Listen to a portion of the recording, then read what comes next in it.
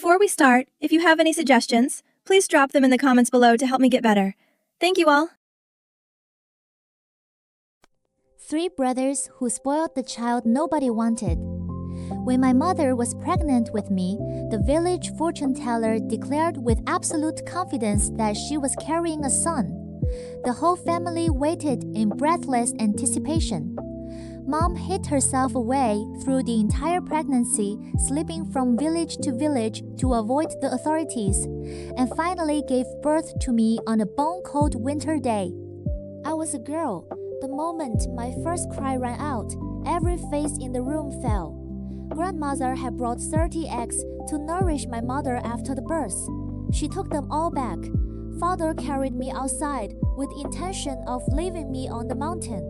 On the road, he happened to run into the village secretary. The old man talked him out of it patiently, pointing out that the daughter didn't eat much, that in a few years she could help around the house, and promising to help father recover a set of furniture that had been confiscated. That was enough. Father turned around and carried me home, though his expression made clear he wasn't pleased about it. 2 months later, my mother was pregnant again. They slipped away in secret to try for a son, leaving me in the care of my 6-year-old sister. She fed me thin rice porridge, 1 spoonful at a time, at every meal. Years later, she would laugh and say, "You were so capable back then, barely 6 months old, and you could already eat half a bowl." I didn't want to be capable. I just had no other choice. My mother eventually gave birth to a son. After that, she no longer had to hide. She walked through the village with her chest out and her voice raised, carrying her baby boy to show off at every house, laughing at the women who hadn't managed to produce a son. No one looked after me most of the time. I spent long stretches of days tied to a bed by a piece of rope. That I survived at all is the kind of luck that is hard to explain. When I turned 5, school age arrived. The 9-year compulsory education policy existed on paper, but in practice there were still fees, all kinds of fees. My parents couldn't bring themselves to part with the money, and right then I fell seriously ill, a persistent fever that wouldn't break. I coughed through every night until my younger brother caught the cough too. My mother took the 2 of us to see the village herbalist. He said I might have a lung infection and needed to go to the county hospital at minimum 300 yuan, possibly more, and that I should be kept away from the rest of the family to avoid contagion. On the way home, the afternoon was already darkening. My mother carried my brother and walked quickly. I tried with everything I had to keep up with her, gasping, calling out to her again and again. She never once turned around. It was bitterly cold that day. My hands and feet went numb. My stomach was empty. My vision started to blur at the edges, and then I simply sank into darkness. When I woke up, I was lying in a soft bed.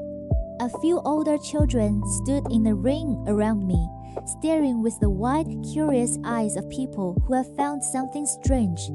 When they saw me open my eyes, they immediately started whispering to each other. Not long after, a round-figured woman walked in carrying a bowl of hot porridge.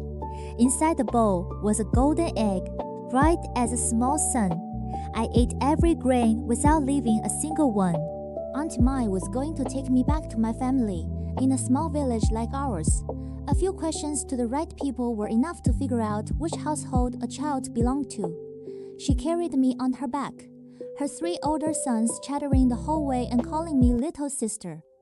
Halfway there, snow began to fall. The eldest brother took off his own gloves and slid them onto my hands. When we reached the gate of my house, I heard my eldest sister's voice from inside. "Where did the 3rd one go?" "She didn't come home last night." My mother's voice, thick with irritation. "Good riddance if she stays out.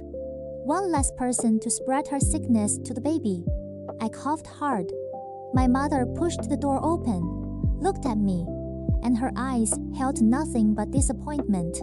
My father stared and asked in a flat voice how I was still alive. Aunt Mai handed me over.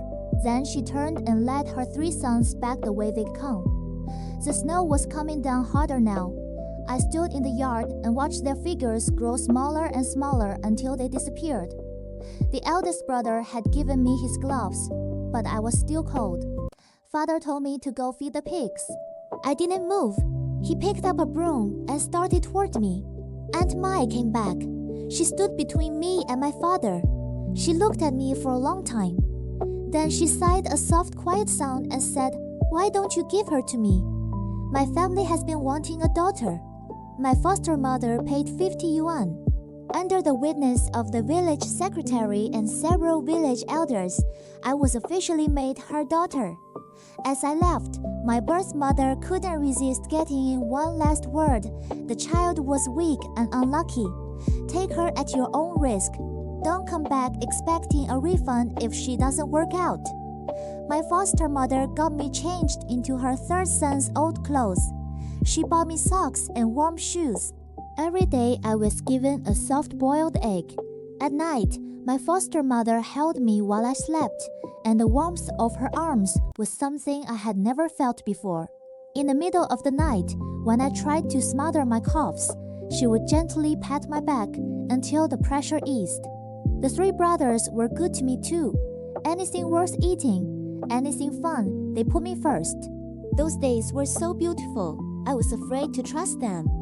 I kept thinking it must be a dream that would dissolve if I held on too tightly.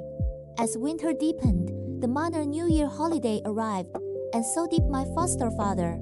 He worked at the construction site and only came home for festivals and the busy season.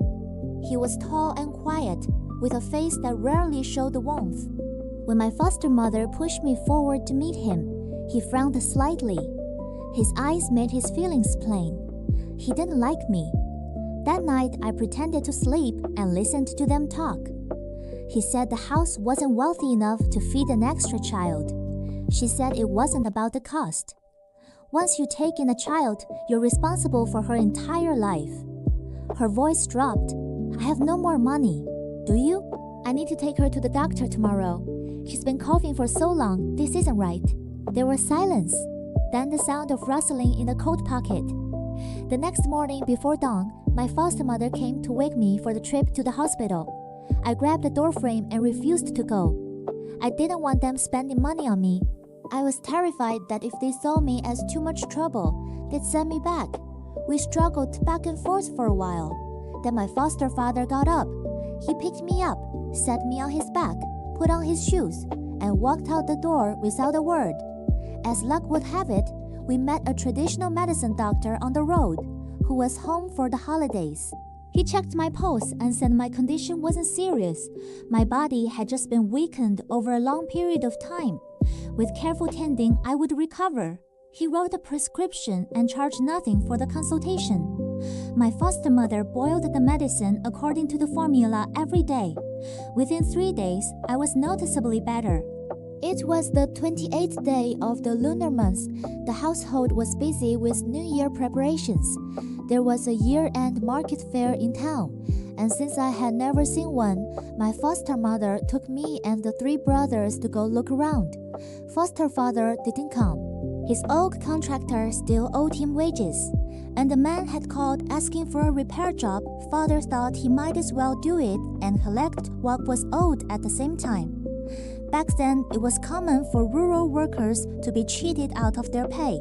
Many people worked a whole year and came home with nothing. The market was packed. My foster mother bought me a stick of candied hawthorn fruit, the kind coated in hard sugar, and nothing for the three brothers. I had never seen anything so lively in my life. I didn't know where to look first. That was when I saw him. A boy standing in the middle of the surging crowd, completely out of place. A middle-aged couple had a tight grip on him. His eyes were red and streaming. He was struggling hard, and his mouth was open as if he was trying to scream, but no sound came out. I tugged my foster mother's sleeve.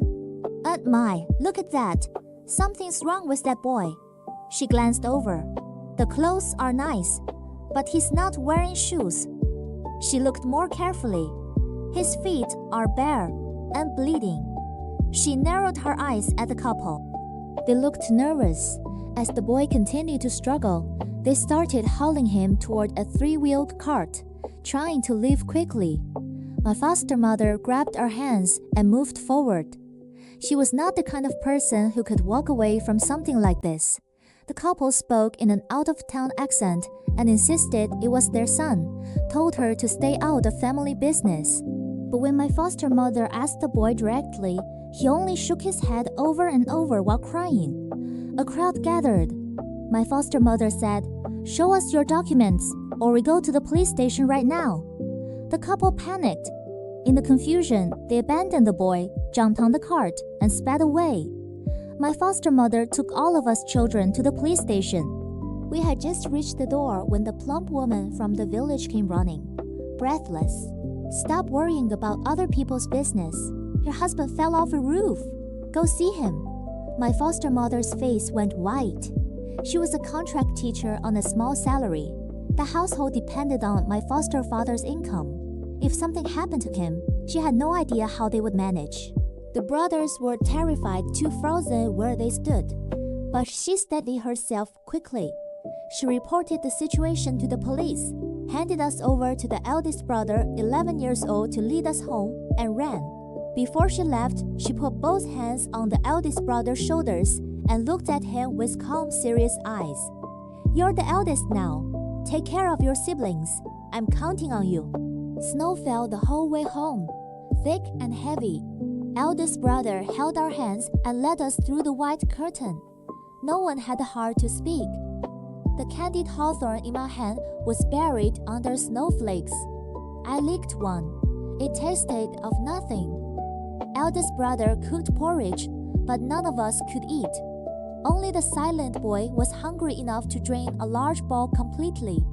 After supper, an old neighbor woman came to spend the night and watch over us. She stroked each of our heads and kept sighing. The wind howled outside. I lay awake the whole night. Dawn was just breaking when my foster mother came home. Her eyes were swollen red, her whole body exhausted. She went around the house, gathering everything of value, the laying hen, the cured fish and meat hanging on the walls, and stuffed it all into a bag. Then she put on her rubber boots and went door to door through the village to borrow money. The doctor had said the situation was serious. They needed 10,000 yuan up front. 10,000 yuan. At the time, my foster father earned 15 yuan a day at the construction site. The contractor claimed he had slipped on his own and offered 200 yuan as compensation. Then, taking advantage of the fact that my foster father was unconscious, the man denied there had ever been any wages owed at all, claiming everything had been paid long ago. My foster mother went through the whole village, borrowing from everyone she could reach. She scraped together just over 1,000 yuan. She packed up the valuables from the house and prepared to go to the county seat. I ran after her, carrying the eggs I had found in the kitchen, wrapped in cloth. "Mom, these can be so too." It was the first time I had called her that. Children always know things before they can put words to them. And whatever I was feeling in that moment, I must have been more frightened than I had words for. My foster mother's eyes went red. She rubbed my head and told me to keep the eggs for the others to eat. "Jiao Jiao," she said, "you will always be this family's daughter. Always." She told eldest brother to take care of me and the silent boy. Then she was gone, her silhouette swallowed by the wind and snow, until I couldn't make it out anymore. The house needed water. Eldest brother went out with a bucket to fetch some from the pond. I went with him. We ran into a group of village women. My birth mother was among them. One of them looked at me and sighed. With something like this happening to the Wang family, they probably won't be able to keep the girl. She'll end up sent back. My birth mother gave a cold laugh and spat.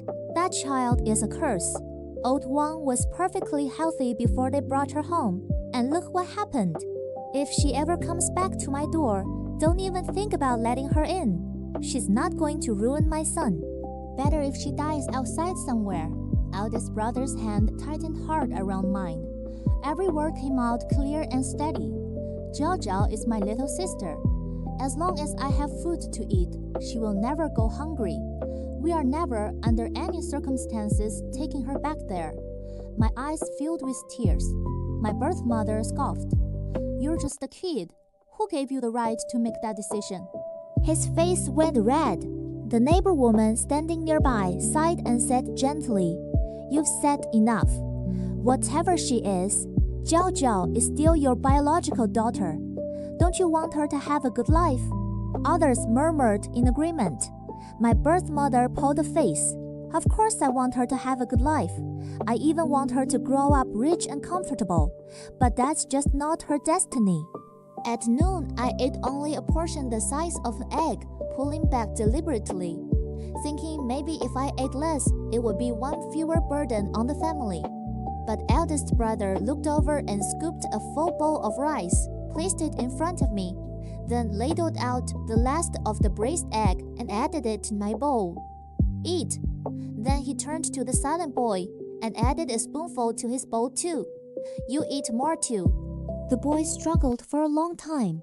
Then, with great difficulty, he forced out a single hoarse word. Thank you. So, he wasn't mute after all. He just had something wrong with his voice, perhaps from illness. It came out strangely, but it was there. That evening, eldest biological sister came looking for me. She looked at the clothes I was wearing and asked if Aunt Mai had bought them. Mom bought them, I said. She frowned and leaned close, lowering her voice. Mother says if Aunt Mai ever stops wanting you, Father will arrange for you to be married off as a child bride to a village in the next township.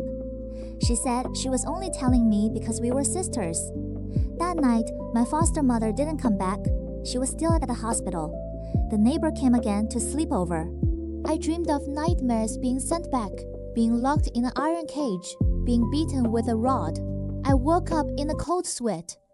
Outside came urgent knocking and the village secretary's voice, strained with urgency. Eldest brother jolted awake and ran to open the door.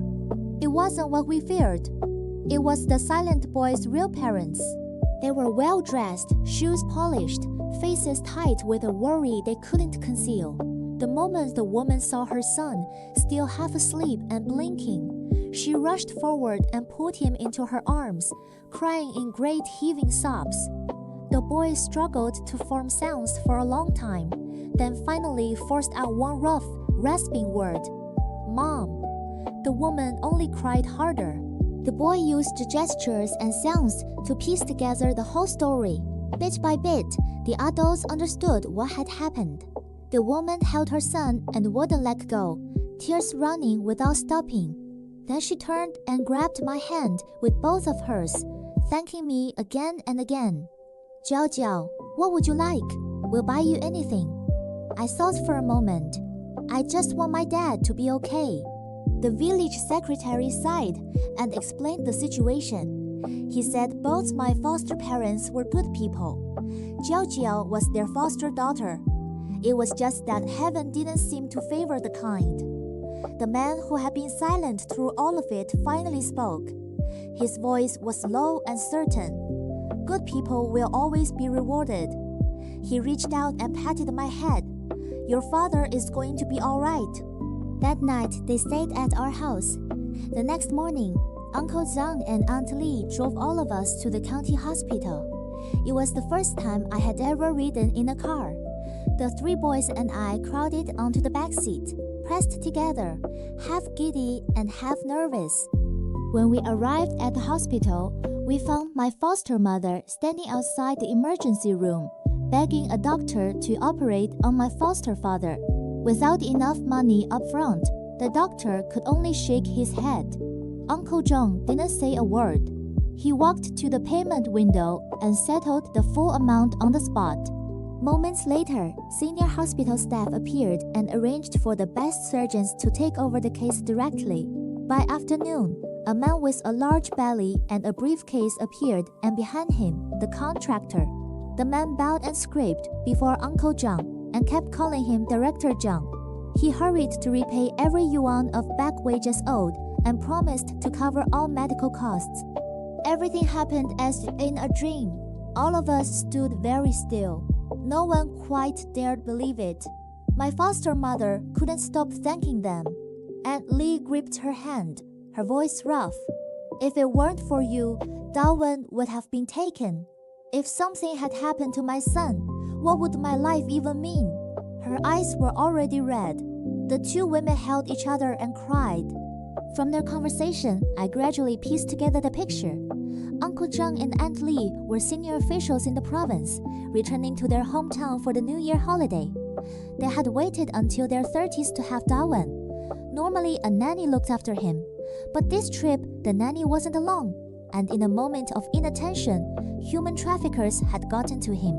It was my foster mother's courage that had saved him, and as a side effect, the shock of everything that happened had pulled the first real sounds out of Dawen's throat. When my foster father was finally wheeled out of the operating room, the doctor told us they had saved both his legs. Only then did I remember that tonight was New Year's Eve. That New Year's dinner, all of us, my whole family, ate at a big table in a hotel restaurant that Uncle Zhang had arranged in advance. That was the night I learned there were foods in the world much better than red braised pork. After the meal, Uncle Zhang and Aunt Lee prepared to leave. Dawen clutched my hand, stumbling over the words, "Come with me." Aunt Lee talked with my foster mother for a while. Then she sat down in front of me and said softly, "Jiao Jiao, would you like to come with us? You could be with Dawen every day. You'd have meat to eat at every meal." I looked at my foster mother confused. Was she sending me away because she thought I was bad luck? My foster mother's eyes went red. She rubbed my head and said, "Aunt Lee and Dawen both care for you very much. If you go with them, you'll have a better life." I gripped her hand and shook my head. Aunt Lee pulled me close and held me. Children don't look down on their parents for being poor. You're a good, understanding child. We'll meet again. After they drove away, I put my hand in my pocket and found a thick stack of bills. Aunt Lee had slipped it in while saying goodbye. Because the surgery had been delayed too long, even with best doctors, my foster father's leg healed with lasting damage. If he walked too fast, he would limp. But in the circumstances of the time, keeping both legs was a miracle. Many people lost limbs or their lives simply because they had no money to pay for treatment. My foster mother told the village that it was I who had noticed something was wrong with Dawen, which led to his family finding him. Even my foster father told people I was his lucky star. Everyone praised me. Only my birth parents took no notice. If not for her, old Wang probably wouldn't have fallen off that roof in the first place. They still didn't like me, but that no longer mattered. As long as my foster mother and father and the three brothers loved me, it was enough. On the 10th day of the new year, Uncle Zhang and Aunt Lee drove Dawen over to pay a holiday visit. They brought malt candies, milk, orange juice, expensive things, all of them. They had bought new clothes for everyone in the family, but the visit wasn't only social. Aunt Lee said she could arrange for my foster father to work as a security guard at a factory temporary at first, but the work was light, 500 yuan a month with one free meal included. Much easier on the body than construction work. Would he like to try? She also told my foster mother she could apply to teach as a contract teacher at a newly opened school in the city. If things went well and her results were good, she might eventually be converted to a permanent position. As for us four children, Aunt Lee could arrange places for us in a remedial program to help us catch up. My foster parents worried about burdening them. Aunt Lee laughed and said it was nothing. She just hoped that when Dawen came to visit, we would play with him. Since returning home, he had gone quiet again and refused to talk.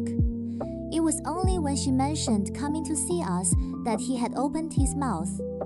The news spread through the village like wildfire before Uncle Zhang and Aunt Lee had even left. My birth mother showed up at the gate. She had never smiled at me like this before. She took my hands and spoke in a syrupy voice about how much she had suffered carrying me, about all the hardship of giving birth in secret. Then she turned to Aunt Lee with undisguised hunger in her eyes. "I'm her birth mother. If you want to repay someone, You should really be repaying us." My birth father stepped up and grabbed my arm, turning to my foster father. "We thought it over. We can't bear to be separated from our daughter. We'll raise her ourselves." My foster mother panicked and tried to pull his hands away. "Let go, you're hurting her." But they didn't loosen their grip. Uncle John frowned and said nothing. Aunt Lee crouched down and asked me gently, "Is it true? Are they really your birth parents?" I kept my mouth shut. My birth mother immediately shouted out that yes, the whole village knew it. Aunt Lee looked uncertain. My birth mother seized the moment and leaned in closer, already calculating out loud. She didn't want much, just help getting her son into a school in the city, and some kind of government position for her husband. Surely someone with Aunt Lee's connections could arrange it with a single word. The whole crowd of neighbors had gathered around to watch. I gathered myself and pointed clearly, firmly at my foster mother and father. They are my parents. My birth mother's face collapsed. She started screaming and jumping up and down. My birth father raised his hand. My foster father stepped forward and shoved him back. "She is my daughter. You don't get to lay a hand on her." Then he scooped me up and set me in my foster mother's arms. "Take Jiao Jiao and stand back a little." My foster father was a man of few words, but now he picked up the hoe leaning against the wall and held it. His voice was iron. "Jiao Jiao has called me father. You are not taking her anywhere." The scene erupted. The village secretary pushed through the crowd and raised his voice. "When you handed Jiao Jiao to the Wang family, you took the money. The whole village saw it. You don't get to take a child back after selling her." The neighbors all chimed in. My birth parents were publicly shamed, backed into a corner. My birth mother shrieked, "I gave birth to her. You can fake that." Aunt Lee stood up, and something in her manner made everyone go quiet. She spoke mildly. "Jiao Jiao did help save Dawen, but the real credit belongs to her foster mother, who acted on instinct and did the right thing. We care about Jiao Jiao because of that. I hope there's no misunderstanding about why we're here." She held out a box of malt candy toward my birth mother. "Take this home for the little ones, and it would be best if you didn't cause trouble here anymore. We're ordinary people. We don't have the ability to arrange the things you're describing." Stripped of any possible gain, my birth parents left in a fury. I felt like I had caused chaos. Tears slid down my face silently. Aunt Lee came over and rubbed my head. "Don't cry, you did exactly right." After the Lantern Festival, a car Aunt Lee arranged came to pick us up. My whole family left the village and moved to the city. My foster father turned out to be a natural fit as head of security. He was tall, honest, and unfailingly reliable. He never slept during night shifts when others did. He helped anyone who asked to switch schedules and never complained about extra work. The security chief was deeply satisfied with him. My foster mother had taught every grade from 1st to 6th back in the village. She passed the interview on her own merits and was hired as a contract teacher at the new school. By the time her first class of students graduated with excellent results, she had passed the formal selection and became a permanent teacher on staff. The night she got the news, she led the whole family out for a big meal, and later, alone, I saw her quietly wiping her eyes. Dawen and I went to the same elementary school and enrolled in the same preparatory class. He was brilliantly smart, but still couldn't speak smoothly, which meant the other children tended to avoid him. I was nervous around city children too, but I made myself stand in front of him whenever anyone picked on him. With our family being large and noisy, and always pulling him into conversation, his speech gradually improved. By 3rd grade, he was consistently top of his year and answered questions without stuttering at all. Not only that, he took it upon himself to tutor me and let me know in very clear terms whenever he thought I was being slow. I wasn't actually slow. My grades were solidly average, but my 3 brothers were genuinely brilliant, nearly always in the top rankings of their year. My foster mother was always busy, pouring herself into her work because she understood the opportunity was rare. On weekends, she ran tutoring sessions to earn extra income. Every student loved her. The years went by.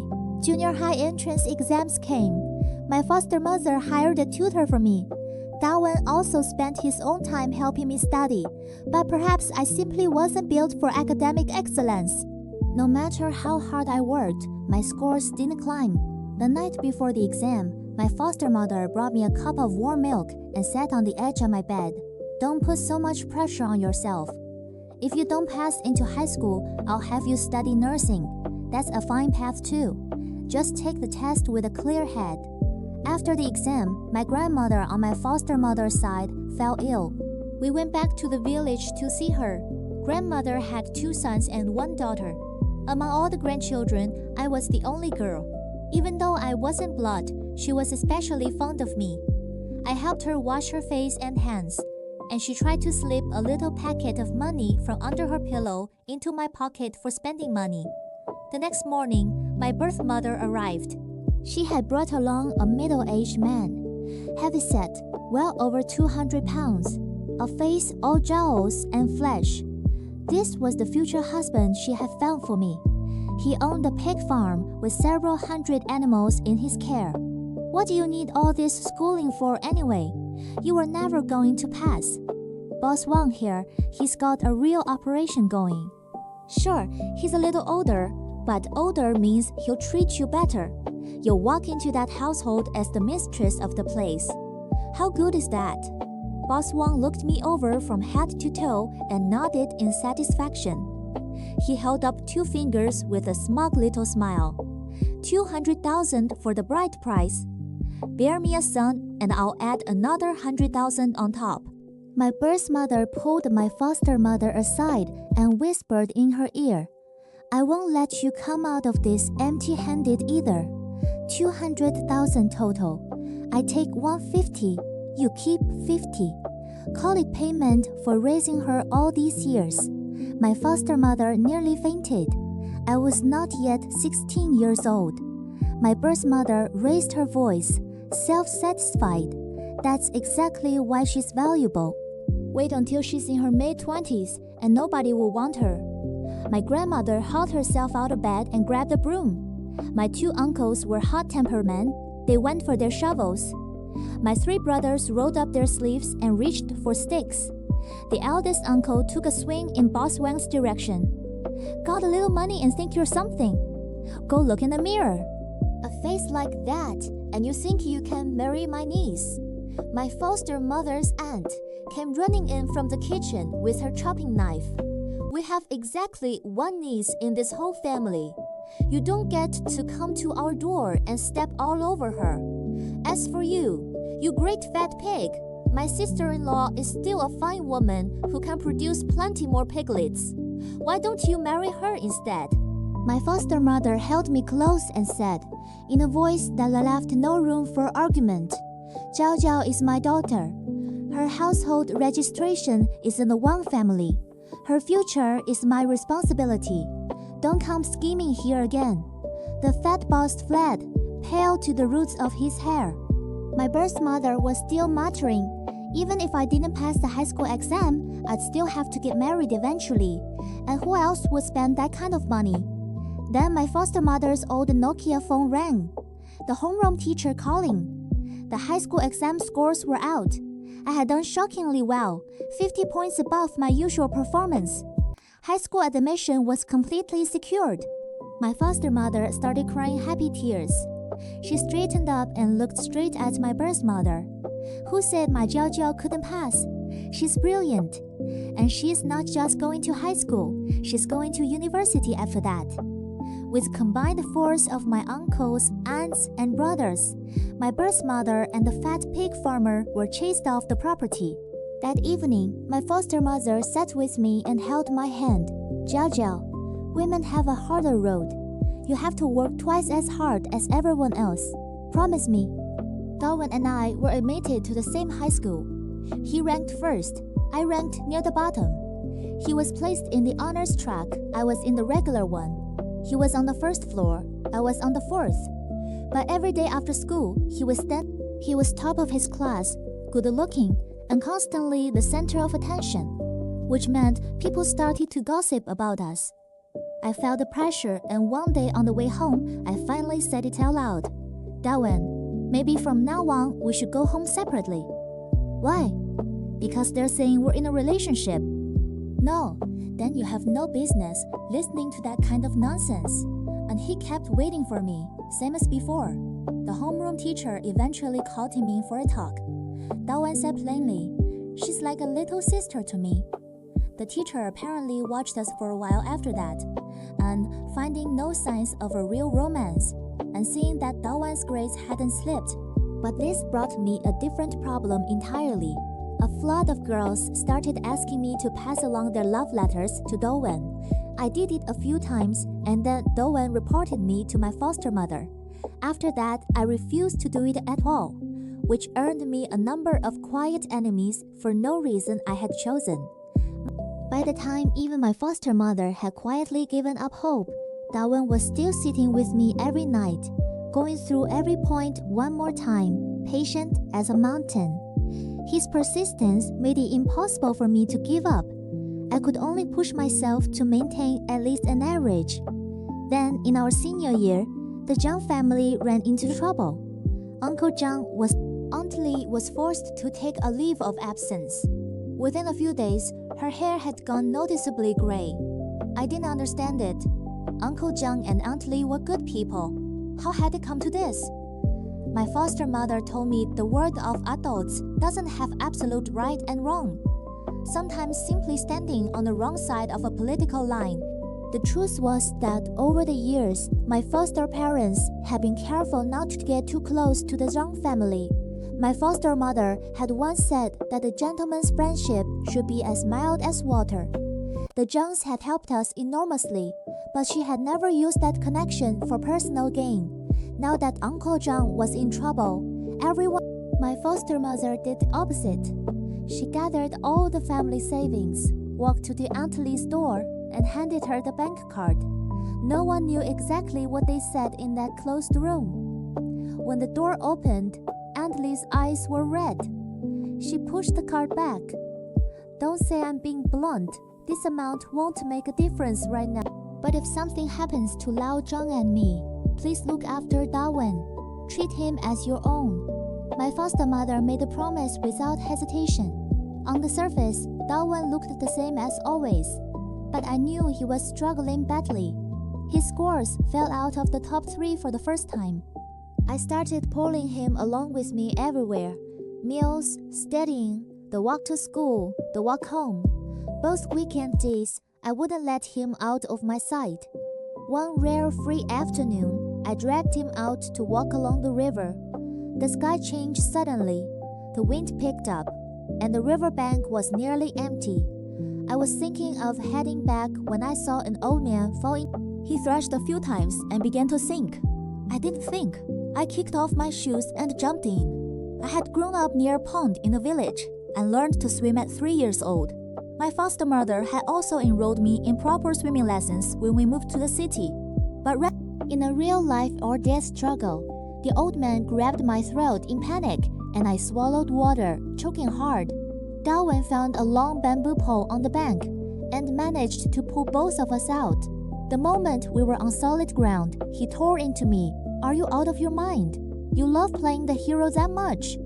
If I hadn't found that pole, we'd both be dead right now." His voice shook.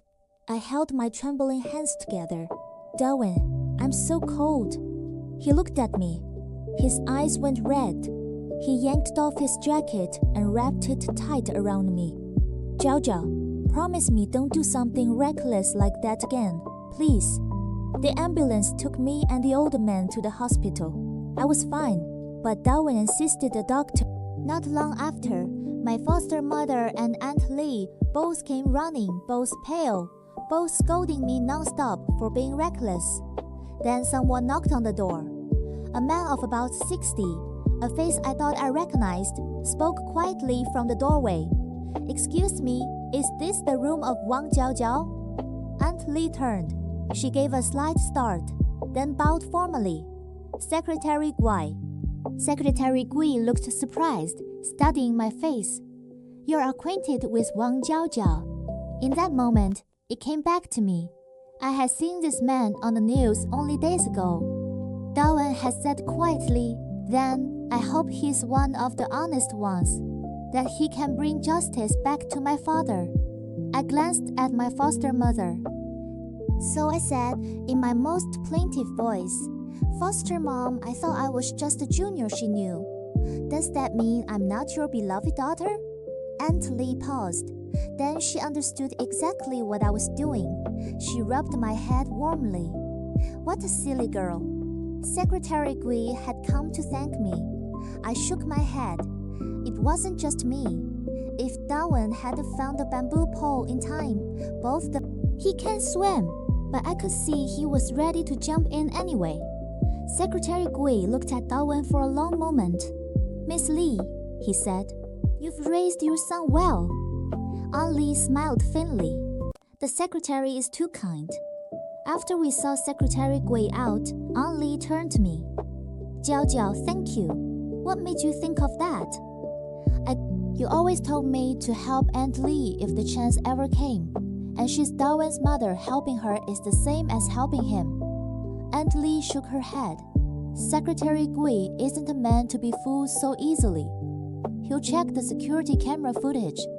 Whatever he concludes, he'll conclude on his own. Dawen and I had done things like this many times, helping elderly people cross the street, returning lost children to their parents. We'd never met anyone who tried to take advantage of it. Everyone had always been sincerely grateful. About a month later, He had not been found guilty of any serious violation, but his superior had. And when a wave of officials was investigated and removed, Uncle Zhang was left.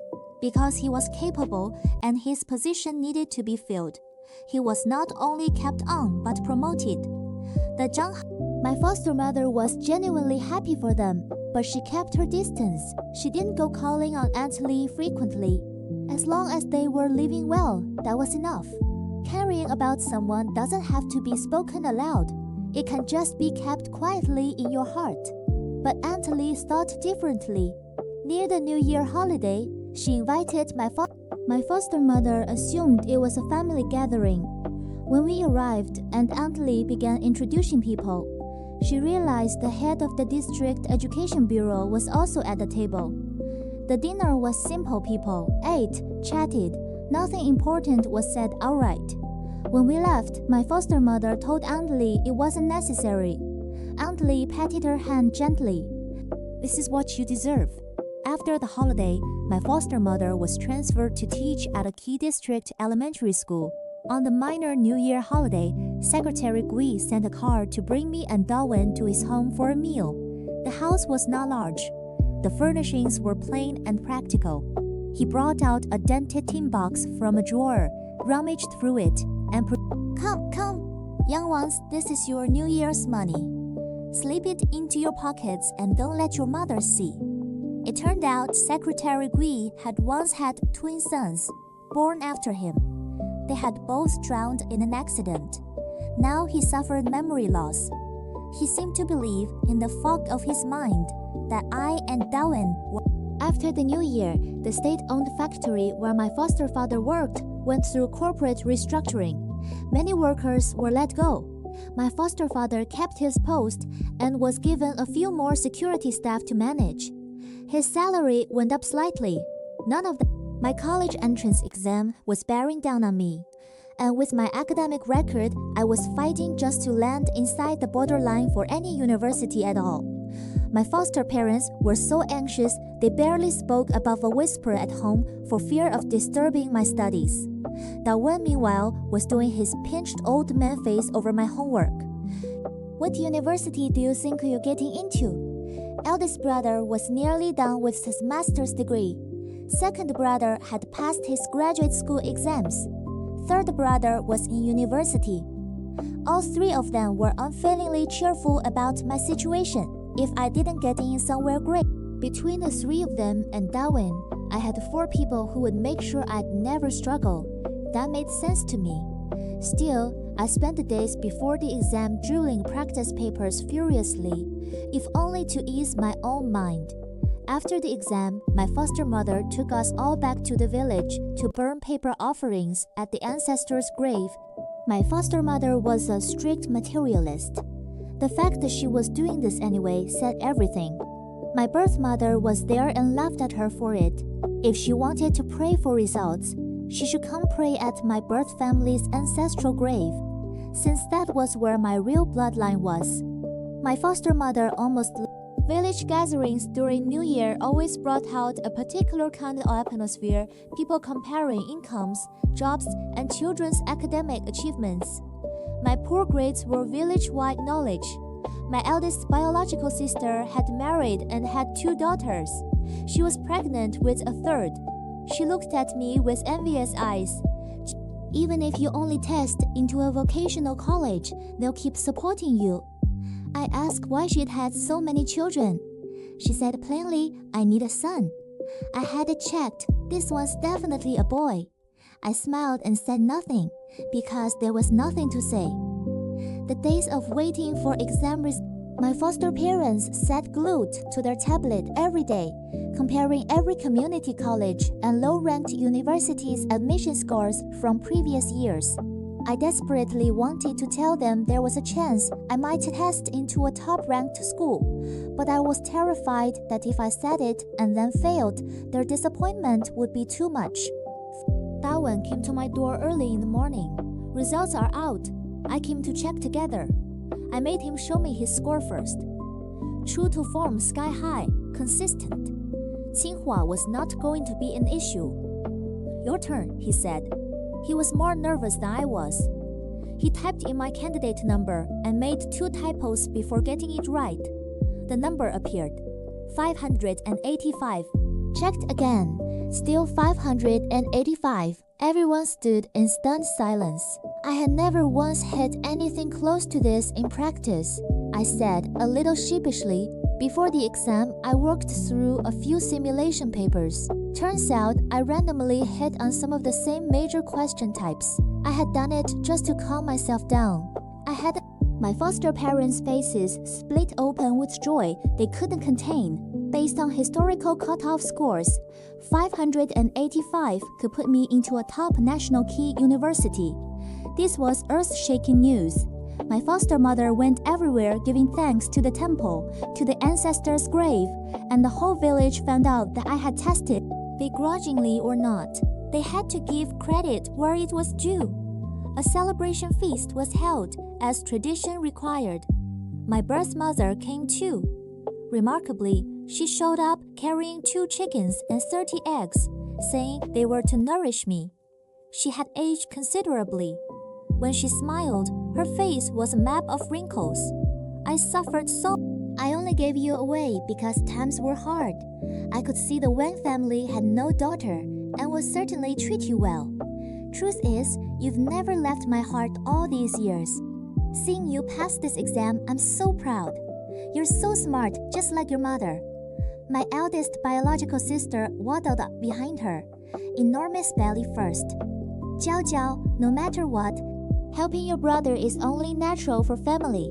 Guangzong, my biological brother, had failed his high school entrance exam and enrolled in a vocational school. He'd quit his assembly line job within a month. Now he sat in internet cafes all day with a bad crowd. My birth mother took my hand warmly. You're the older sister. You have to look out for him. Nowadays, a proper wedding requires an apartment in the city. I hear university students can make good money on the side, a few thousand a month with some effort. 4 years, if you save carefully, you could help your brother buy a place. Others gathered around to echo the sentiment now that I was going to be educated. I shouldn't forget where I came from. After all, they had given birth to me. I stood up. Every word was measured and deliberate. I have 1 mother and 1 father. When you took 50 yuan and handed me away, you gave up. If you really cared about me, where were the clothes, the food, the visits in all the years since? You appear the moment I pass an exam, and you're already doing the math in your heads. I can see you calculating from here." The room went quiet. No one had expected someone like me to speak this plainly. "I plan to go as far away from this place, and I don't plan to come back." My birth mother started crying, insisting she had always loved me, that it was circumstance, not cruelty. I met her gaze. "Then you can pay my 4 years of tuition and living expenses." She immediately changed the subject. "If you want me to repay my foster parents for everything they gave me, then who is going? The people who actually raised me, does that count for nothing?" My birth mother pointed at my face and started screaming. My birth father grabbed a chair. My foster mother and third brother stepped in front of me. The feast turned into a brawl. In the end, it was the old village secretary, gray-haired, leaning on a cane. He looked at my birth parents with hard, tired eyes. "Have some shame. You made this bed. You don't get to come collect the profits now." Then he turned to me. His voice softened. "You're a good child. Your blessings are real. But blessings like yours aren't meant for everyone."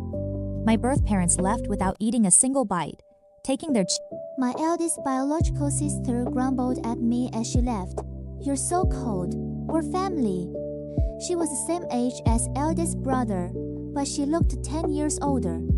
The older she got, the more she looked exactly like our birth mother, as if they had been poured from the same mold. I glanced at her belly and said I hoped this time. After everything, my foster mother was exhausted in a way I had never seen in her before. She said quietly afterward, "People say it's hard to leave your hometown, but this place, I don't want to come back." My foster father, hearing the story from her later, set down his chopsticks. "Then we don't come back often." Dawen had intended to apply to a university as me. I scolded him thoroughly with his scores. He should be going to Tsinghua or Peking University. After several rounds of debate, we settled on a compromise. I would choose a school near Beijing. That way, we would still be in the same general region. I tried to take out a... My foster parents and all 3 brothers yelled at me in unison. My foster mother arranged the tuition herself and gave me 2,500 yuan a month for living expenses. Her parting words, "Don't let yourself be taken advantage of out there, and absolutely never do anything wrong for the sake of money." Eldest brother, already working, quietly cleared out my shopping.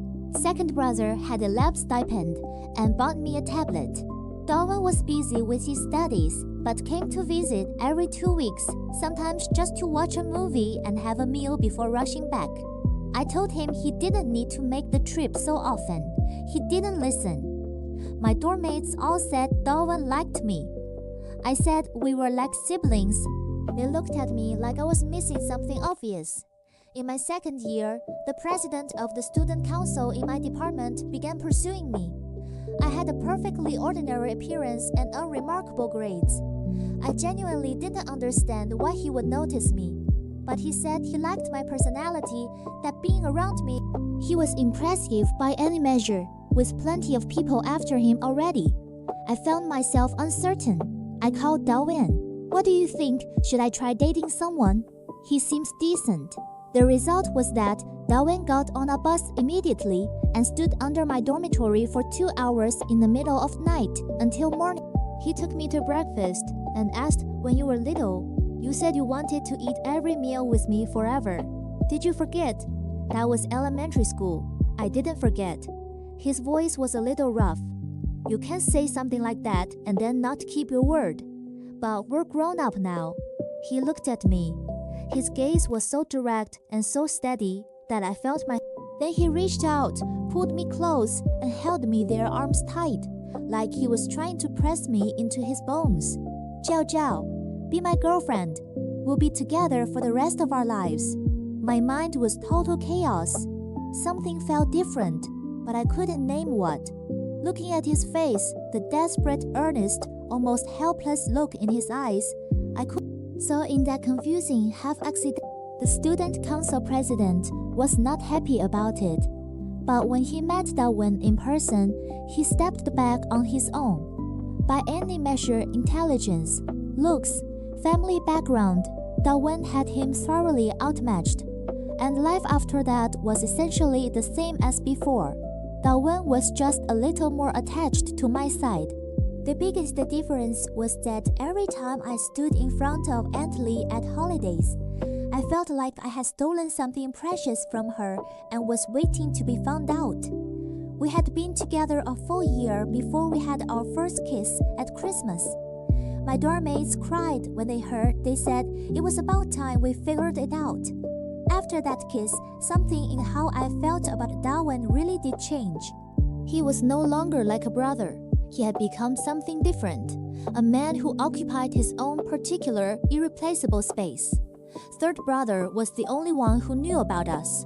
He pulled me aside and spoke carefully. Dawen is a good person. I believe he's sincere.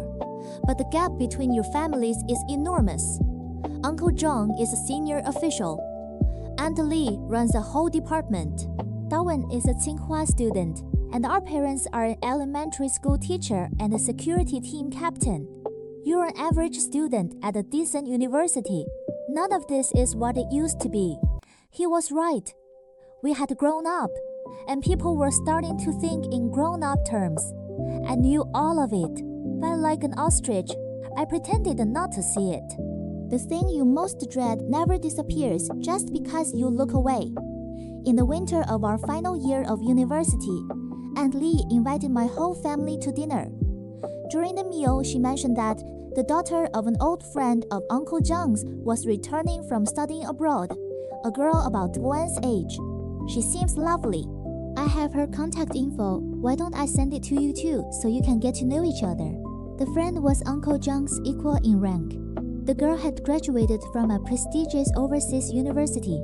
Aunt Lee brought out a photo. She was far prettier than me.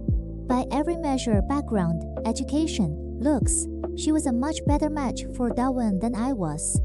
In that moment, I felt something inside me go completely cold. I ran through every version of a breakup in my head. I imagined the moment we would cut all ties and never speak again. I was a second away from bursting into tears. Then Dawen spoke. "No need, Mom. I already have a girlfriend." He reached over calmly and took my hand. "Jiao Jiao and I have been together for more than 2 years." I braced for shock. Instead, Aunt Lee laughed. She put her phone away. Finally, if I hadn't pushed a little, who knows how long you two would have kept hiding it. She looked at Dawen. "You insisted on choosing a university near where she was. Did you think I didn't know what you were calculating?" My foster mother glanced at me with a look that was halfway between laughter and tears. "We've been through youth ourselves. The two of you were making eyes at each other every single day. Did you really think you were fooling us?" They had known the whole time. They had played along without ever saying a word. I burst out crying. I had been so lucky for so long, and somehow I kept forgetting just how lucky. Dawen was enrolled directly into a master's program. I also tested into graduate school, though truthfully, I only made it because the candidate ahead of me won a civil servant position and withdrew, bumping me up the list. I became the first student of a newly appointed professor who guided me through every step and even corrected my papers at midnight. He was the ideal mentor. Half a year later, my advisor applied for a research project. The odds of approval were low, but just then, the government announced a new policy that made our research direction a national priority. We received substantial funding. Together with the junior students who joined later, our whole group worked day and night. By the time I was finishing my degree, we had produced something genuinely significant. That project earned me a spot in the doctoral program, and afterward, I was kept on as a university lecturer. Life is strange. I had once been a student who only scraped into university because I happened to practice the right question types. And now, I was the one standing at the front of a lecture hall with a textbook in my hands. Even I found it hard to believe. During my doctoral years, Dawen and I got married. The ceremony was simple but warm. His mother took care of the house and the car for us. My foster mother pressed a bank card into my hands, 800,000 yuan in savings. She held my hands and spoke quietly. I know Dawen will treat you well, but this is what your father and I feel for you. No matter how high his family's position gets, Jiao Jiao never forget that you are you. You are the Wang family's daughter. If there is ever a day when you feel wronged, your father and your brothers will always be your foundation. Her eyes were wet. Her hand was so gentle on my head. A few days after the wedding, my birth parents came to find me at the university where I taught. Someone had told them where I worked. They stood outside the door of my laboratory and made a scene, wailing and screaming, accusing me of being ungrateful and heartless, of cutting off my real parents because I had married into a wealthy family. The video spread online. People started digging up my personal information. My father-in-law wanted to step in and suppress it. I said no. The more you try to control a rumor, the wider it spreads. I had done nothing wrong, and I trusted that people with clear heads could see the truth. I had not been naive for years. My birth parents had tried repeatedly over the years to reconnect always. In the end, to ask for money. I had kept every record of every conversation. Their script had never changed. First, perform warmth. Then find reasons to ask for money. This time it was the same. It turned out Guangzong had gotten his girlfriend pregnant. Her family demanded 300,000 in bride price plus a city apartment before agreeing to the marriage. My birth family couldn't produce it, so they came for me.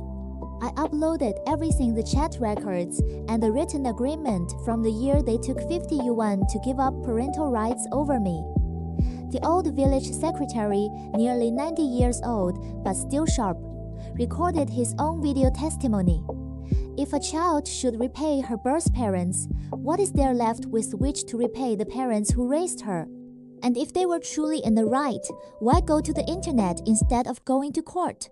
Public opinion shifted overnight.